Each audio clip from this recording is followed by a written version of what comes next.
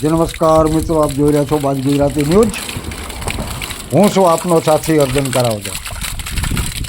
રાણાવ તાલુકાના હનુમાનગઢ આસિયાપાટ ગામને જે પાણીના પીવા માટેની લાઈન નાખવાનો વિડીયો આપણે વાયરલ કરેલો હતો, 3 મહિના પહેલાં લાઈન નાખેલી બંધ પડી હતી। તે લાઈનની કામગીરી 3 દિવસથી આ ચાલુ કરવામાં આવી છે હનુમાનગઢ આસિયાપાટને પીવાનું પાણી પૂરું પાડવા માટેની। તો નબળી ગુણવત્તાની લાઈન હોય એવું જણાઈ આવે છે અને લાઈન જમીનમાં ક્યાંય નાખવામાં ન આવી હોય એવું પણ જોવા મળે છે આપણને, કારણ કે પથરાળ જમીન છે એના હિસાબે કદાચ લાઈન જમીનની અંદર ન પડી હોય તો એનો કોઈ પણ બીજો રસ્તો હોય।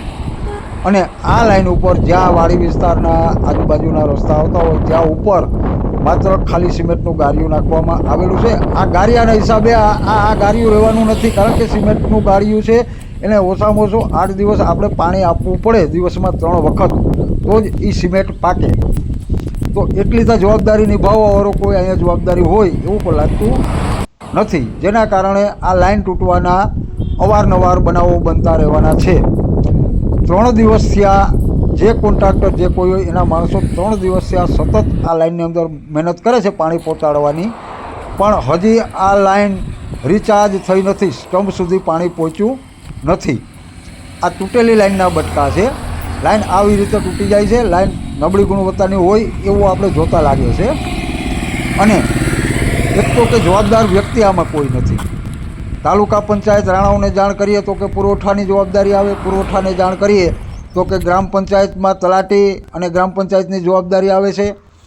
તો ખરેખર તલાટી સાથે ટેલિફોનિક વાત કરતા એવું તલાટીને તો આ કોઈ ખ્યાલ જ નથી કે લાઈનનું કામ હાલે છે કે નહીં, વાત કરવા એવું મને જાણવા મળેલ। ટીડીઓ સાહેબ હારે પણ હમણાં ટેલિફોનિક વાત કરી તો ટીડીઓ સાહેબે એવું કીધું કે હમણાં હું જોવડાવી લઉં છું, તપાસ કરાવું છું।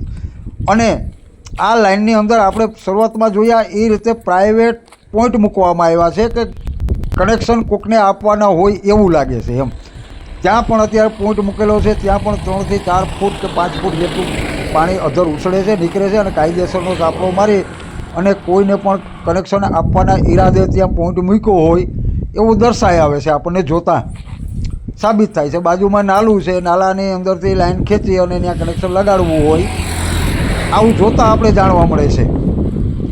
તો આનો જવાબદારી વ્યક્તિ પહેલાં તો કોણ એ નક્કી કરવું પડે કે ગ્રામ પંચાયત તલાટીશ્રી અને ગ્રામ પંચાયતની જવાબદારી આવે છે કે તાલુકા પંચાયતની જવાબદારી આવે છે કે પાણી પુરવઠાની જવાબદારી આવે છે।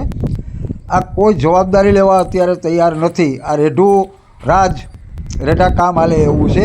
આ દરેક જગ્યાએ સિમેન્ટનું ગારિયું જમીન ઉપર અડધો ફૂટ ખોદી અને એમાં નાખી દેવામાં આવ્યું તો આ લાઈન તૂટી જ જવાની છે। આ ગામને ક્યારે પાણી મળે નહીં। કાગળ ઉપર પાણી મળી ગયું કે ભાઈ હનુમાનગઢ આસિયાપાટને લાઈન નવી નાખી અને પાણી દેવાની પ્રોસિજર પૂરી કરવામાં આવી છે, પણ ખરેખર ગામને પાણી મળતું ન હોય એવું આપણે જણાઈ આવે છે આ બધું પ્રકરણ જોતાં।